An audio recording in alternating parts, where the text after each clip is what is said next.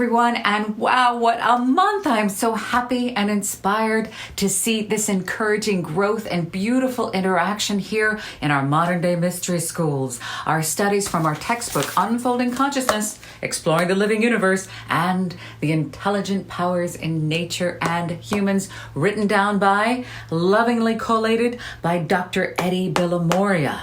A colossal 4-volume set. This is 4 volumes, over 1,000 pages, well over 1,000 pages. It's a brilliantly written, well-organized collection of the ancient wisdom, perennial philosophy, Theosophy. In it are references, this is important, and links to thousands of years of the original teachings. Now, if you wish to skip my rambling preamble, feel free. I have included a little timestamp down below. You can click those little blue dots that go straight to the reading of the book. But listen, I don't think you should skip because I have some very exciting news. All right, I have been told by Eddie's publisher, Shepard Walwyn, that Eddie's ebooks of Unfolding Consciousness in their entirety will be available this Wednesday, which is the 16th of August, 2023 on Amazon. Now that is this coming Wednesday. I will, of course, put the links in when they're up. They're not up yet, but this autumnal launch, we're going to hammer that. These will be portable. They're much more affordable. $24.99. They'll be available all over the world. And also UC Crew.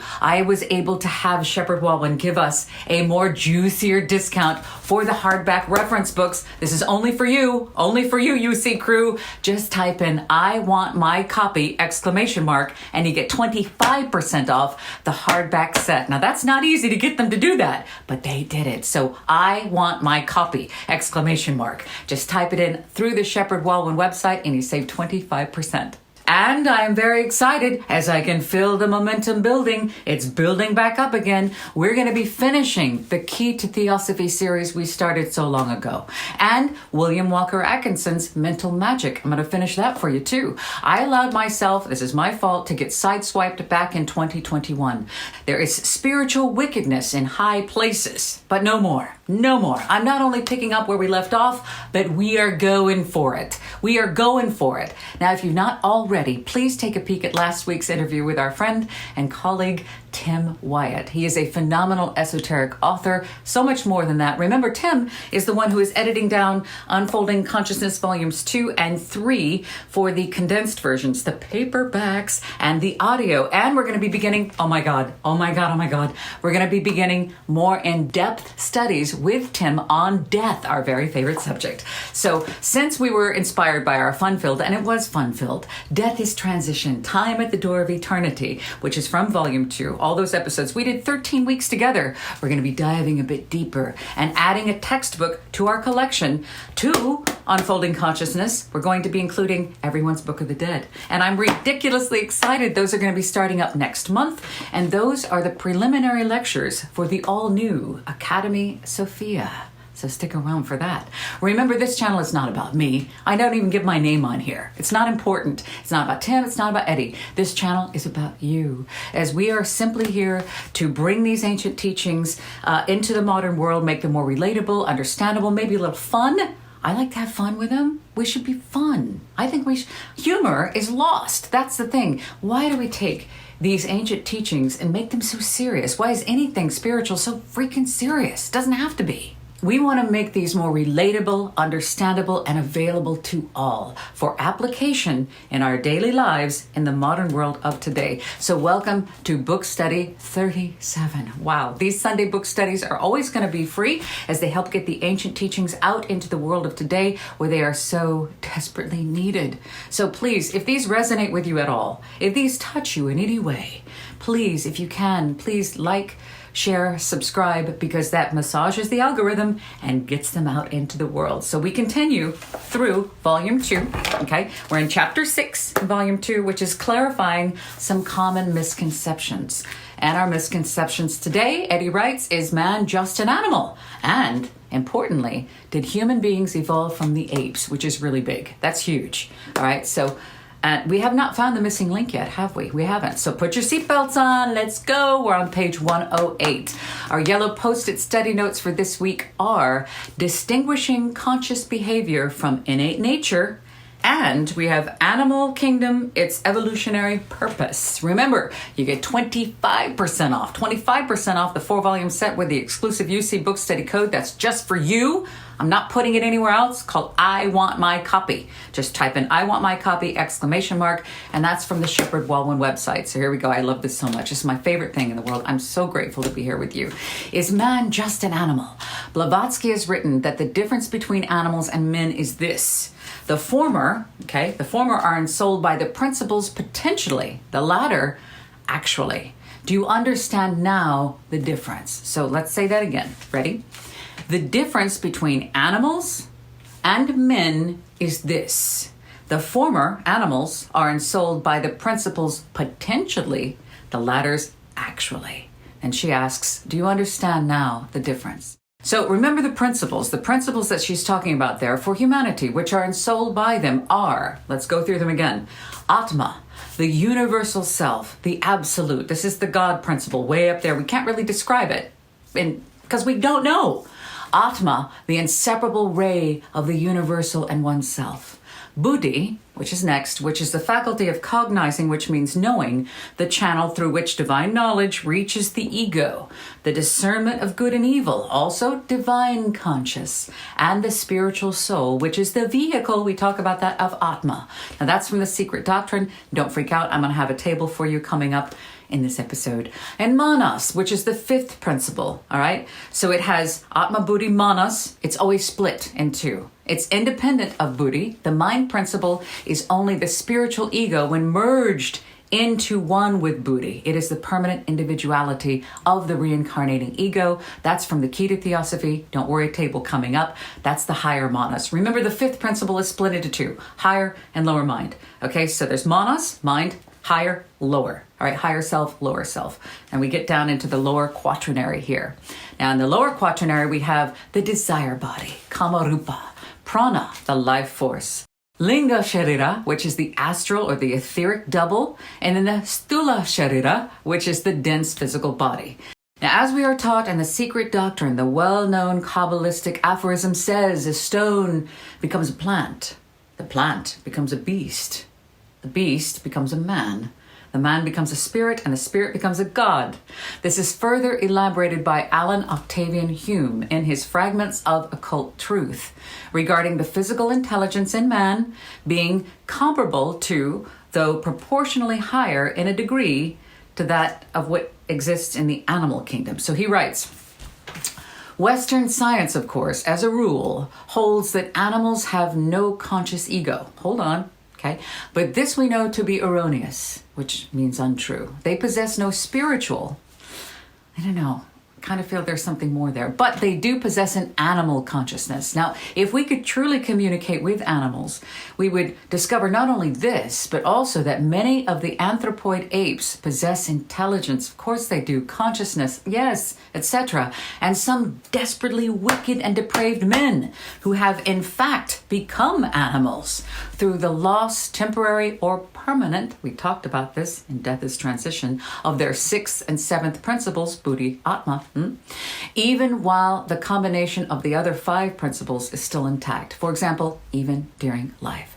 Now, I wish to interject here, please, gently, that though we have called animals beasts in the past, it seems the more I get to know humanity and the more time I spend with animals, I recognize it is we, humanity, who are far more beast-like.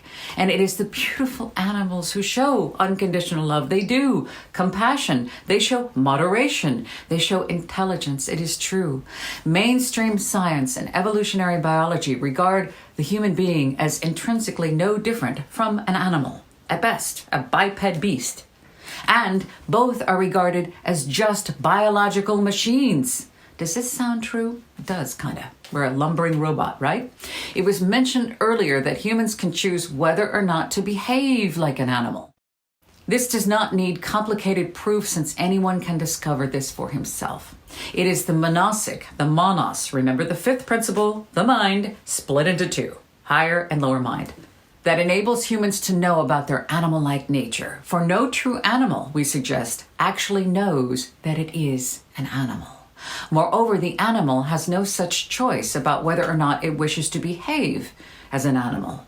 It intrinsically plays out its innate animal nature. This is because the mind principle in animals is only potential. And so animals, unlike humans, are not endowed with self-consciousness. Stay with me. They certainly have consciousness, but are not aware of the fact. Now, Eddie has written some noteworthy focus texts inside the book as well. He'll put lines around them. He emphasizes here, endowed with monos, a human being can be animal-like. Eliminate monos, and a human would always be an animal, pure and simple. Now, it is a fact of common experience that there exists in man a vast range in his animal propensities, which means tendencies, from utter bestiality to highly refined sensibilities. Which quality man displays depends entirely on the extent to which either monos, higher and lower mind, or kama, the desire body, dominates on the kama-monos union. The more the light of monasic reason dominates, the desire of kama, this is higher and lower self here we're talking about, the more mindful will such an individual be about his animal-like behavior and consciously choose to bridle and overpower it. This is the great battle. This is why we are here, to overcome ourselves. And the more remorseful he will be when out of momentary weakness he lapses into behavior like drunkenness or vulgar speech or screws up, that his higher nature would be ashamed of that. But in extremely rare circumstances, when there is a complete severance of the higher nature, we covered this in Death is Transition, Avicii in the Eighth Sphere, remember that? So except in the extremely rare circumstances, when there is a complete severance of the higher nature from the lower, remember we talked about that, even the coarsest and most sensual type of person will still possess some moral sense, however dimmed, of his actions. Now, this is commonly known as the silent voice of your conscience, your interior moral guide. We all know that voice. Interestingly, the etymology of the word conscience derives from Latin consciere. Am I saying that right? Consciere, yeah. Knowledge within oneself, from con, meaning with, and scere, which means to know, which is interestingly also where we get the word science. Now, this implies that conscience, spelled con-science, the moral awareness and ability to differentiate between right and wrong. It is not a static personality trait, but it grows with knowledge and understanding. And Eddie reiterates here that the more kama dominates over monos, meaning the desire dominates the mind, the stronger a person's animal-like nature will be. What's kama? I often throw this in just to remember. You might get this. Remember the Kama Sutra. Kama is Sanskrit, meaning desire. So the Kama Sutra, as you may have encountered in your younger days, or maybe even now, Kama Sutra is the desire rule book, or the aphorisms, or the rules. So the rules of desire. Anyway, so if you want to think of kama, kama means desire. So rupa means the body or the form. So it is again stressed that there is no principle or quality in man that is intrinsically evil. The same applies to kama, desire, for it is kama that gives man his passion and his urgency to act. But like a horse-drawn chariot, the horses, kama, must pull in the direction of the reins, the manas, held by the charioteer, which is buddhi, and not be allowed to run amok. Now, I remember the first time I saw this and I understood this statue. Let's take a look. You've seen this before in drawings and statues and paintings. So kama are the horses, all right? And they must pull in the direction of the mind, which is the reins here, held by the charioteer within all of us. Buddhi, our higher selves, the highest one that's closest to the absolute, not be allowed to run amok. So that's what we're doing, getting a hold of our lower self, our lower nature. Think of the vices and virtues. That's how I identify the lower self and the higher self. And also the lower self is the first one up. It's judgmental. It's selfish. It gets offended, horny. You'll recognize it. So this is a brilliant and vivid metaphor for the soul and its journey. That's what we are doing here. We can't cover this enough. The kama are desires, and they must pull in the direction of the reins, which are dictating for them which direction to go. The reins of the mind, the manas. They're being held by the manas, our mind. And the charioteer is the one who's holding the reins. This is our buddhi, our buddhic nature. This is the faculty of knowing, the channel through which divine knowledge reaches us, the discernment of good and evil, and also divine conscience, and the spiritual soul, which is the vehicle of Atma. Now that again from the Secret Doctrine, Volume 1. See also Plato's chariot allegory. The importance of a wise blending and usage of both kama and manas is beautifully illustrated in this sublime passage from Halil Gibran's The Prophet.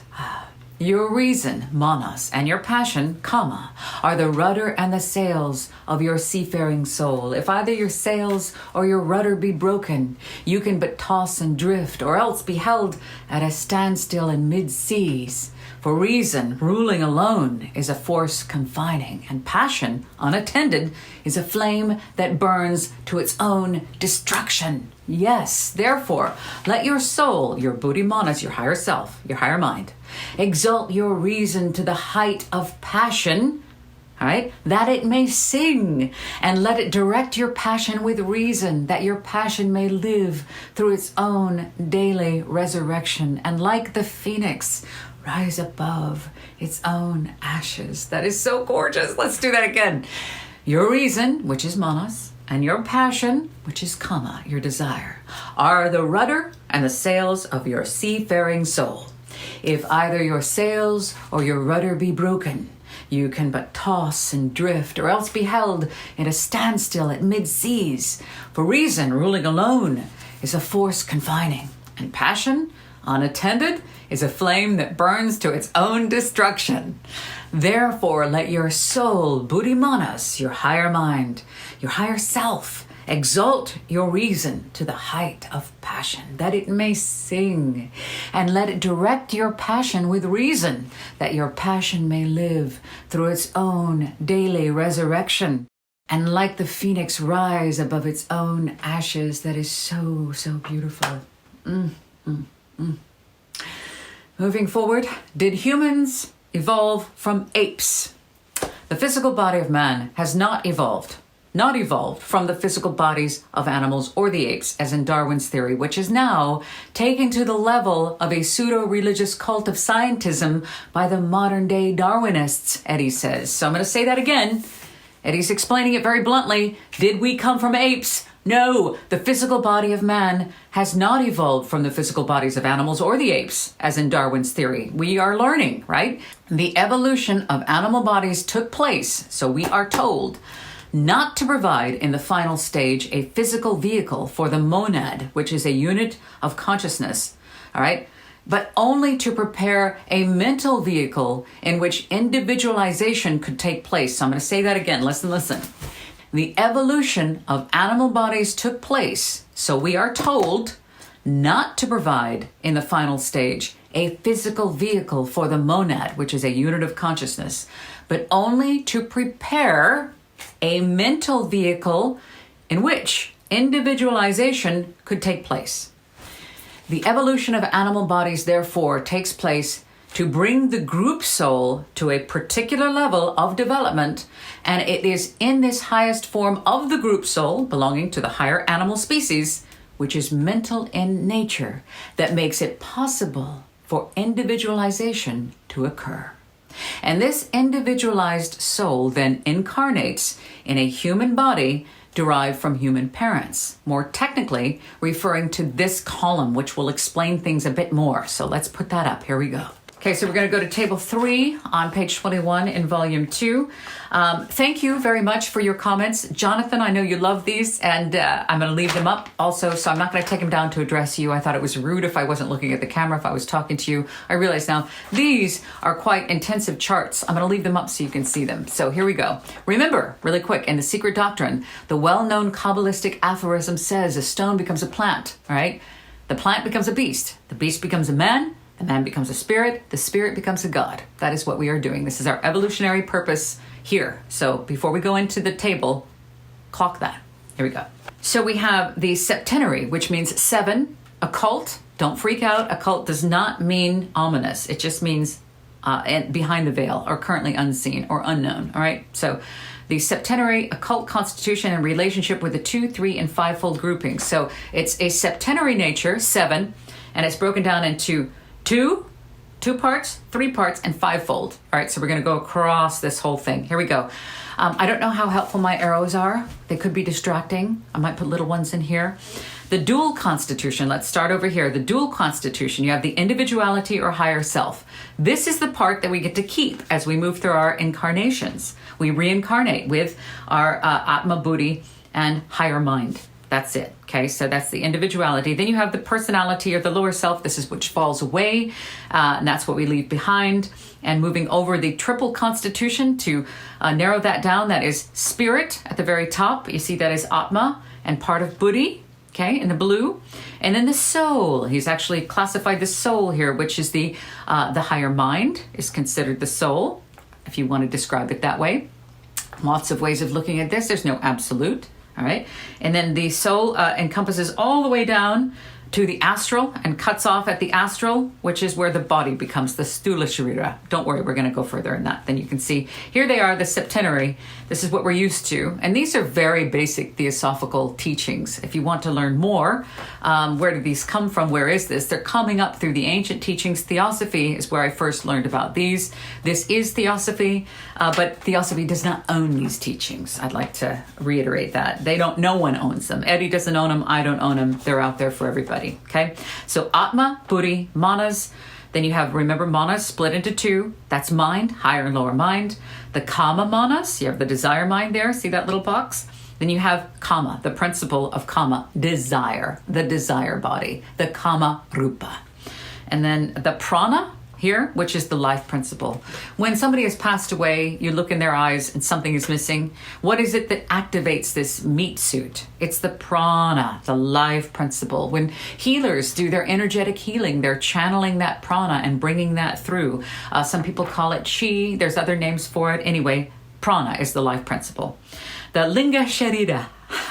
I just feel weird if I said linga sharira. It just doesn't feel right. So anyway, the linga sharira Sharira is the astral body, the etheric body, the model body. It looks just like your physical body, but it is of a finer nature. And it sometimes is also what you see when you're looking at auras. I saw one only once. Can I say I actually saw an aura? There was somebody I care about very much was standing in this doorway over here, and there was sunlight behind him. And just for a moment, I was able to see the outline of this etheric double. And it was just kind of like, it looked like a mirage.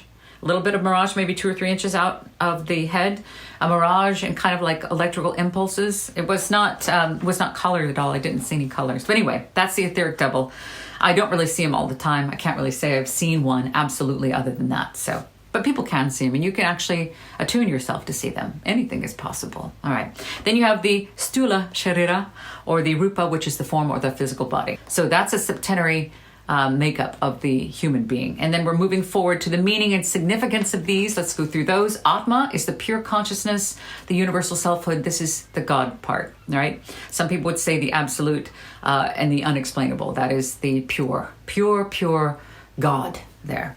Then you have Buddhi, which is the intuition principle. We've often called that the vehicle for Atma to function in. The spiritual organ, that's a good way to look at it. The spiritual organ providing the faculty of discrimination and intuition that awakens man to direct understanding. That's where we get Buddha. He was, I guess we could say he was enlightened, because I don't even know if we can really define enlightened. And if anybody tells you they're enlightened, run. Because if you ever were really truly enlightened, I don't believe you'd ever say a word about it. I don't think you would. I have met people who say, I'm woke, I'm enlightened. I'm like, good for you. I'm on my way to wherever, I don't know, but I'm just trying to be better than I was before. So anyway, the intuition principle, Buddhi. Then you have the higher and lower mind here. So you have the one that's blue. Okay, think of blue as spirit. The mental faculty which makes of man an intelligent and moral being. This is your higher self. This is your higher mind. And distinguishes him from the mere animal. It is the pivot point bridging the individuality with the personality. And look over here, look across, where you can see the dual constitution. This is what you get to keep with you. This is what goes into the next incarnation. We talked about that in Death is Transition and Time at the Door of Eternity. Okay. Going into lower mind, you have a dual function in man as to whether it rises to ally with buddhi. Hopefully, that's what we're doing here in life. Hopefully, we are overcoming our lower nature and allying with buddhi. That is the whole point. That is the great battle. Okay? And that's creating the higher mind. Or it could descend and identify with kama, the desire, the lower mind. Now that is where, I hate to say it, but that is where a majority of human beings are. A majority of us are in our lower mind. We're in our desire body and in the world of the senses, which is about, wealth, accumulation. This life's the only life. What do other people perceive me as? They want fame. They want success. So it's all about this life, all about all the senses and the sensual nature. Go home, watch TV, make money, have sex, and then call it a day. And that's it, because there's really nothing else other than that. That's the world that we live in. A majority of us are still there, and that's okay. Because how can we possibly say that if somebody is in kindergarten, that they're nowhere near as good as somebody who's getting a PhD? They're on their way, right? We're all on our way. We're all on this path somewhere. So how dare we look back and say, or if this even, can we look back? I'm still in this, I don't know where I'm at, but I'm certainly not evolved, but I just know that I want to do better than I did. So anyway, we can't judge. You can't judge. Everybody's where they need to be. So lower mind, that's where a majority of us are at. Selfish. That's okay. We're getting there.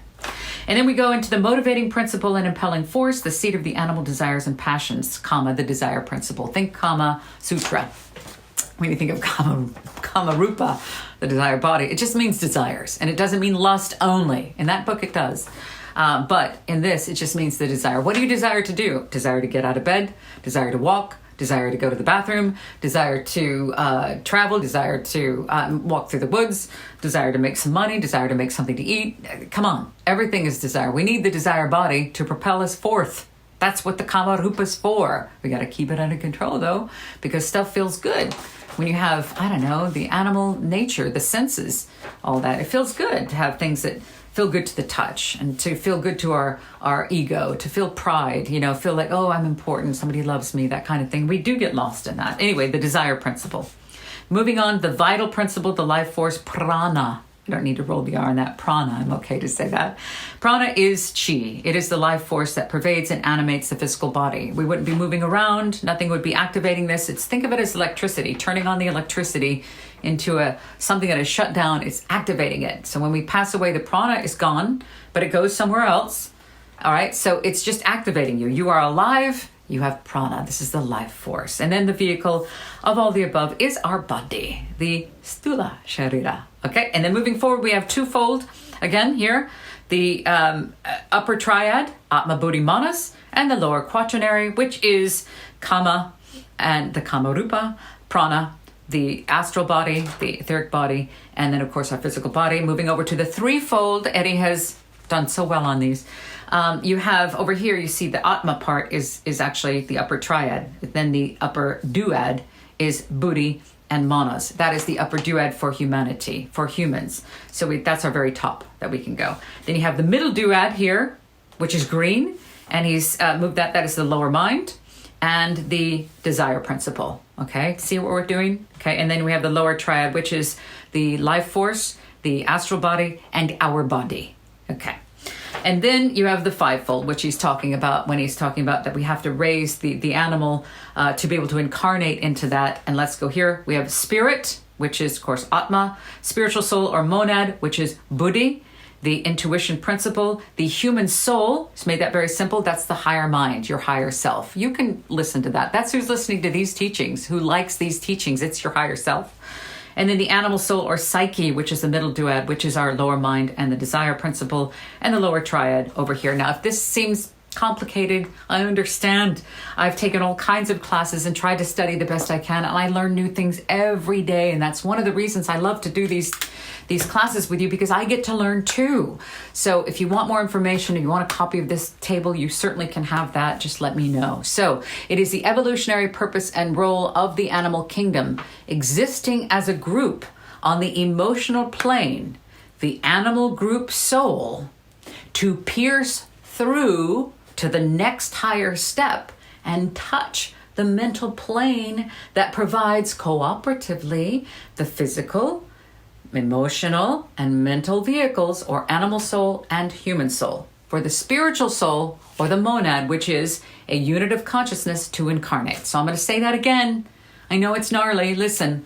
It is the evolutionary purpose and role of the animal kingdom, existing as a group on the emotional plane, the animal group soul, to pierce through to the next higher step and touch the mental plane that provides cooperatively the physical, emotional, and mental vehicles, or animal soul and human soul, for the spiritual soul, or monad, to incarnate. This reminds me a lot of the Theosophical Society. In the logo, you will see the Star of Solomon, which is two little triangles on top of each other. And it's actually it's talking about this. It's talking about the lowest level of spirit coming into the highest level of matter. Those are what those two little triangles are talking about. And that's what's in the Theosophical Society symbol.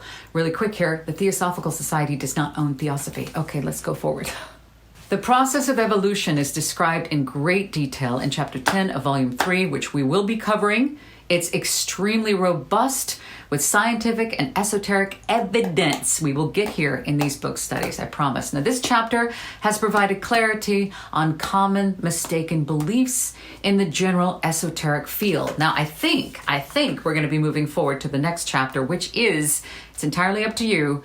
It is huge right now, absolutely huge. AI, artificial intelligence, is on our radar right now, as is transhumanism, which I do not get. Why would anybody want to, sorry, I see it as polishing a turd, which is like, sorry, that's so vulgar, but why would you want to extend this life artificially? Why? So anyway, makes no sense to me. We're going to move into that. I think we're going to go into that. But before we go there, Eddie closes this chapter with some beautiful quotes. Simplicity is the ultimate sophistication. And the art of being wise is the art of knowing what to overlook. That is William James. And change will come slowly across generations, because old beliefs die hard even when demonstrably false. E.O. Wilson. Thank you so much. I love these and I love you. There's nothing more I'd rather do. This is the most important thing I've ever done in my life, and I will suit up and show up for as long as I can breathe and walk and present. So please, if you enjoyed these, subscribe, share. You have a special discount on the entire 4-volume set. All you have to do is type in, "I want my copy," and exclamation point after that, and you get 25% off through the Shepherd Walwyn website. Woohoo! And remember, Unfolding Consciousness will be available in ebook on Amazon on Wednesday, this coming Wednesday. So that's huge, massive. So we've waited so long. It's been formatted finally. August 16th, 2023. There's going to be so much more where that came from. Remember, we're going to be moving on to the next chapter. Our next thing we're studying is the brain a wet computer? Are humans lumbering robots? The closing of the scientific mind. That is what we move into for our book studies. I'm so grateful to be here with you. I love you, and I will see you soon. Mwah.